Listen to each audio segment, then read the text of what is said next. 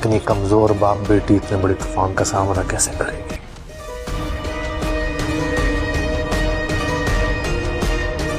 इंसाफ ना मिलना अलग बात है लुबना, और इंसाफ के लिए आवाज ना उठाना ये दूसरी।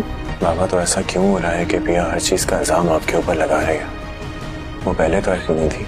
जिस तूफान में सावन नाम की पतवार हो, उसे गम करने की क्या जरूरत सावन प्यारे। मैंने हमेशा तुम्हें लटकाना। रायान अपने बाबा से कहता है कि ऐसा क्यों हो रहा है कि हर चीज़ का इल्ज़ाम पिया आपके ऊपर लगा रही है।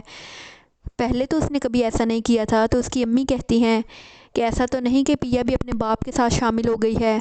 दूसरी तरफ पिया अपनी दोस्त से कहती है कि इंसाफ ना मिलना एक अलग बात है, लेकिन इंसाफ के लिए खड़े होना एक अलग बात है। सामल पिया से कहता है कि अभी तो शुरुआत है, आपको तो अभी एक बहुत बड़ी जंग लड़नी है, इसलिए आपको घबराना नहीं चाहिए। उसके बाप को भी पुलिस गिरफ़्तार करके ले जाती है, उसको धिक्के मारती है।